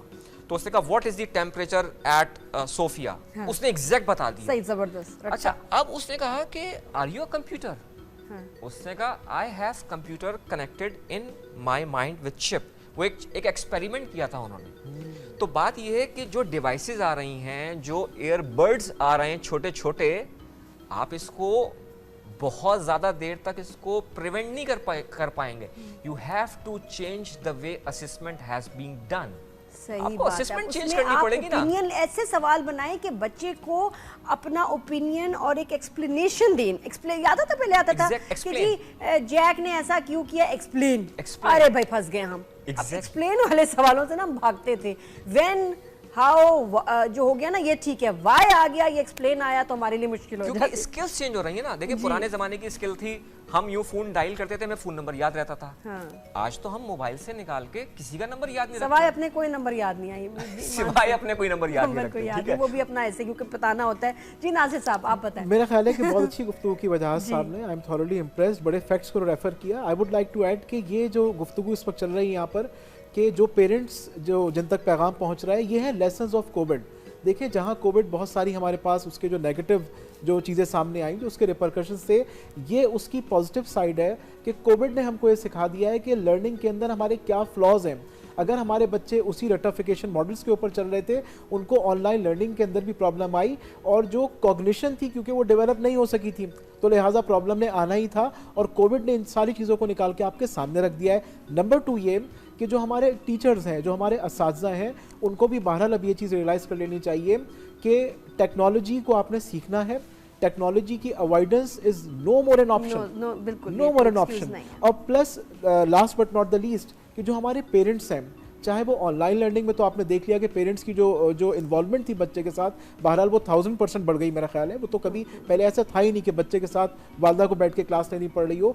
लेकिन अब जब बच्चा आपका बैक टू फिजिकल स्कूलिंग भी होगा, तो पेरेंट्स को थोड़ा सा देखना है कि कैसे टेक्नोलॉजी है, एप्लीकेशंस हैं, या स्टेम प्रोग्राम्स जो हमारे यहाँ पूरे पाकिस्तान में, पूरी दुनिया में चल रहे हैं, उसके क्या प्रैक्टिकल फ़ायदे हैं, वो बच्चों को आप बताएं।